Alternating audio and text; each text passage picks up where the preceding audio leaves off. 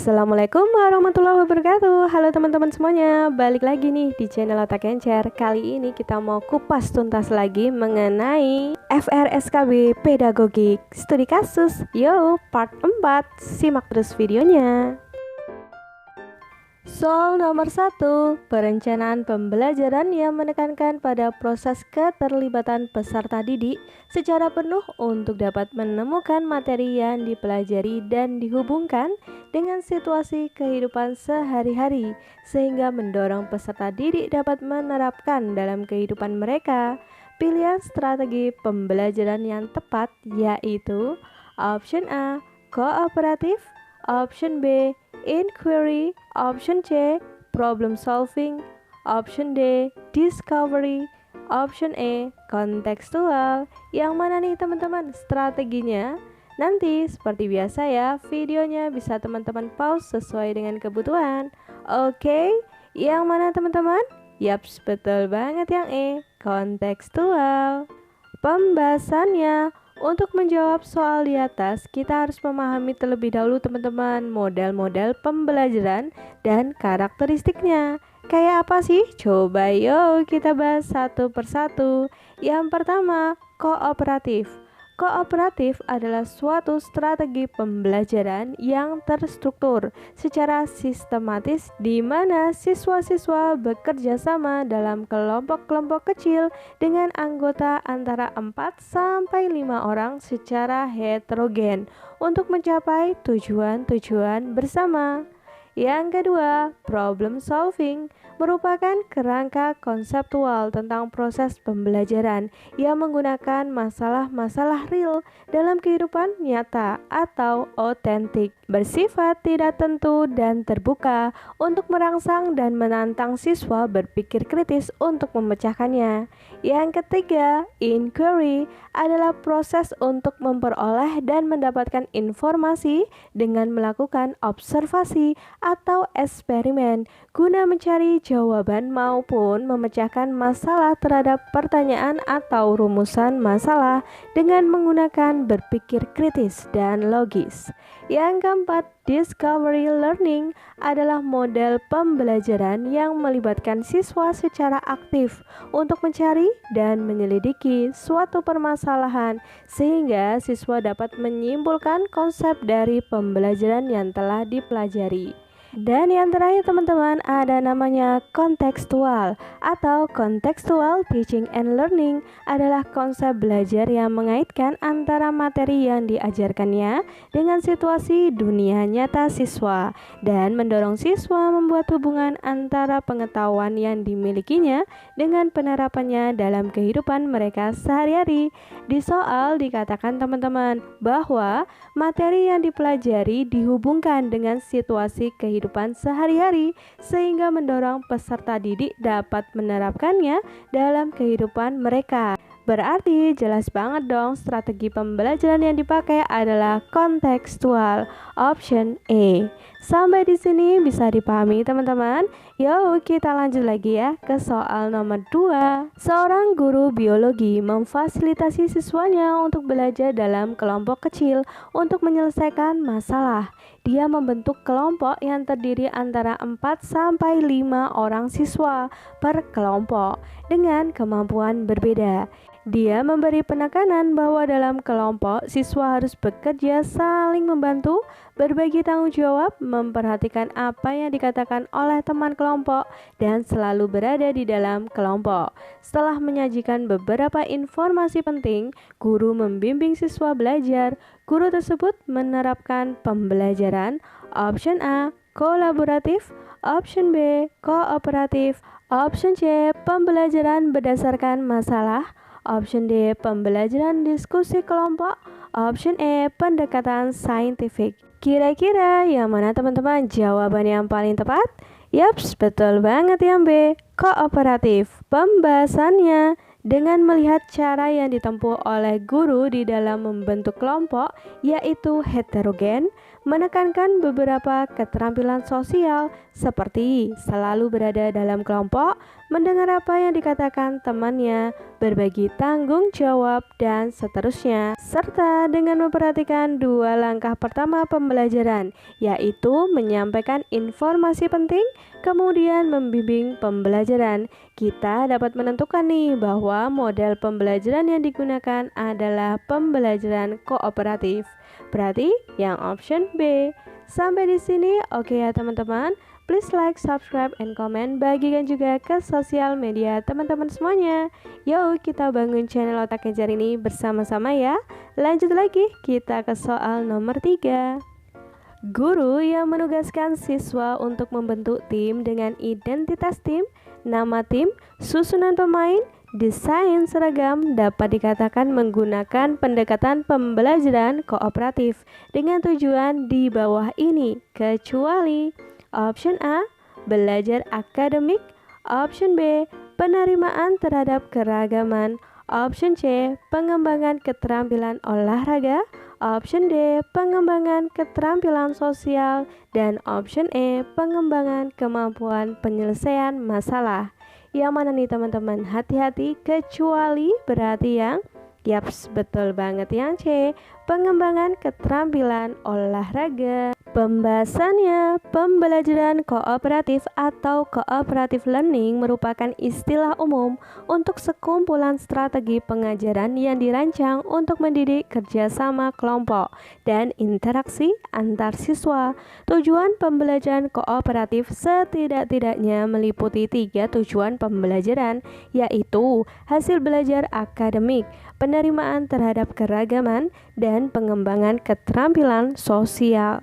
Metode pembelajaran cooperative learning mempunyai manfaat-manfaat yang positif apabila diterapkan di ruang kelas. Beberapa keuntungannya antara lain, yang pertama, mengajarkan siswa menjadi percaya pada guru.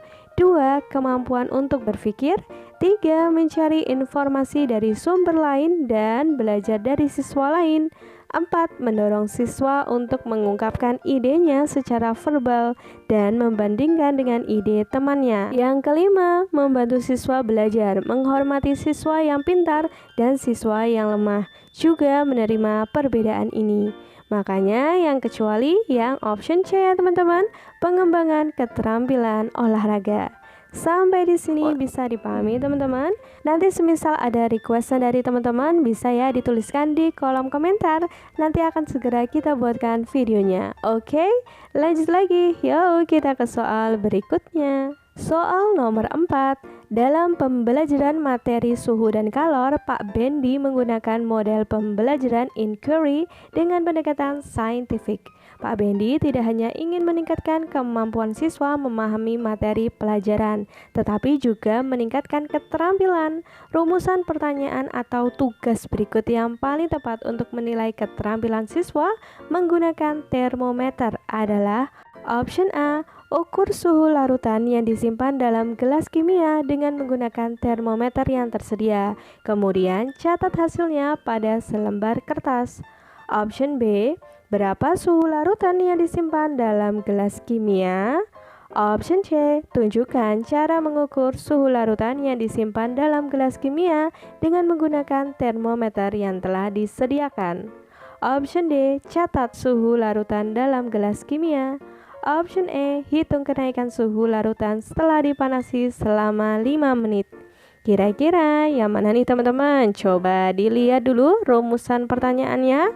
Yaps, betul banget yang C. Tunjukkan cara mengukur suhu larutan yang disimpan dalam gelas kimia dengan menggunakan termometer yang telah disediakan. Pembahasannya pada option pilihan yang C akan meminta siswa untuk menunjukkan bagaimana mengukur suhu larutan dalam gelas kimia dengan menggunakan termometer. Dengan tugas demikian, siswa akan menuliskan langkah-langkah mengukur suhu larutan, bahkan mendemokan bagaimana mengukur suhu larutan dalam suatu gelas kimia secara tepat. Guru dapat meminta siswa untuk mendemokan cara mengukur suhu larutan. Makanya jelas banget nih jawabannya berarti yang option C.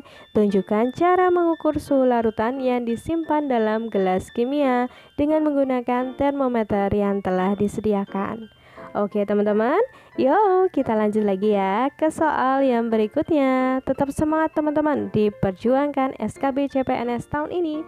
Semoga teman-teman diberikan kemudahan, kelancaran, dan hasil yang terbaik dunia akhirat. Kita coba lagi. Sekarang kita masuk ke evaluasi. Seorang guru merancang evaluasi dengan mendasarkan pada indikator dan tujuan pembelajaran yang sudah ditentukan di RPP. Evaluasi tersebut dimaksudkan untuk menentukan hasil dan kemajuan belajar siswa. Maka jenis evaluasi yang tepat dipilih oleh guru adalah option A, evaluasi formatif, option B, evaluasi sumatif, option C, evaluasi selektif, option D, evaluasi diagnostik, dan option E, evaluasi penempatan. Coba teman-teman, ada kata kuncinya itu menentukan hasil dan kemajuan belajar siswa. Yang mana berarti?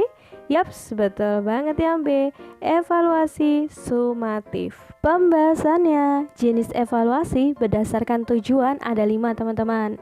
Yang pertama, evaluasi diagnostik adalah evaluasi yang ditujukan untuk menelaah kelemahan-kelemahan siswa beserta faktor-faktor penyebabnya. Yang kedua, evaluasi selektif adalah evaluasi yang digunakan untuk memilih siswa yang paling tepat sesuai dengan kriteria program kegiatan tertentu. Yang ketiga, evaluasi penempatan adalah evaluasi yang digunakan untuk menempatkan siswa dalam program pendidikan tertentu yang sesuai dengan karakteristik siswa. Yang keempat, evaluasi formatif adalah evaluasi yang dilaksanakan untuk memperbaiki dan meningkatkan proses belajar dan mengajar. Yang terakhir nih, evaluasi sumatif adalah evaluasi yang dilakukan untuk menentukan hasil dan kemajuan belajar siswa. Di soal dikatakan bahwa evaluasi tersebut dimaksudkan untuk menentukan hasil dan kemajuan belajar siswa. Berarti jenis evaluasinya yang sumatif dong. Gitu ya. Sampai di sini bisa dipahami kan ya teman-teman? Kita lanjut lagi ya ke soal berikutnya. Soal nomor 6, pemakaian media pembelajaran dalam proses belajar mengajar dapat membangkitkan minat dan keinginan yang baru, membangkitkan motivasi dan rangsangan kegiatan belajar. Berikut ini merupakan faktor-faktor yang harus diperhatikan dalam memilih atau menentukan media pembelajaran IPS, kecuali, hati-hati ya, kecuali option A, tingkat kesulitan materi pelajaran. Option B, sistem penilaian yang digunakan. Option C, tingkat usia dan kematangan siswa. Option D, tujuan pembelajaran yang akan dicapai. Option E, ketersediaan media dan biaya. Kira-kira yang mana nih teman-teman faktor-faktornya? Hati-hati, kecuali. Support terus yuk channel Otak Kencar ini. Please like, subscribe, and comment. Nyalakan juga notifikasinya teman-teman agar teman-teman selalu update video dari kita. Udah dapat apa nih teman-teman? Kecuali? Yaps, betul banget. Yang B, sistem penilaian yang digunakan. Pembahasannya, faktor dan kriteria yang perlu diperhatikan oleh guru dalam memilih dan menggunakan media. Di antaranya, yang pertama, faktor tujuan. Media dipilih dan digunakan haruslah sesuai dengan tujuan pengajaran yang telah ditetapkan atau dirumuskan. Yang kedua, faktor efektivitas. Dari berbagai media yang ada, haruslah dipilih media yang paling efektif untuk digunakan dan paling tepat atau sesuai dengan tujuan pembelajaran yang dirumuskan. Yang ketiga, faktor kemampuan guru dan siswa. Media yang dipilih dan digunakan haruslah sesuai dengan kemampuan yang ada pada guru dan siswa, sesuai dengan pola belajar serta menarik perhatian. Yang keempat nih, faktor fleksibilitas atau kelenturan. Tahan lama dengan kenyataan. Dalam memilih media haruslah dipertimbangkan kelenturan, dalam arti dapat digunakan dalam berbagai situasi, tahan lama atau tidak sekali pakai langsung dibuang, menghemat biaya dan tidak berbahaya sewaktu digunakan. Yang kelima, faktor kesediaan media. Sekolah tidak sama dalam menyediakan berbagai media yang dibutuhkan untuk kegiatan belajar mengajar. Hal ini sesuai dengan situasi dan kondisi masing-masing sekolah. Misalnya, guru membuat sendiri, membuat bersama-sama siswa, membeli, menyewa, dan lain-lain. Yang keenam, faktor kesesuaian antara manfaat dan biaya.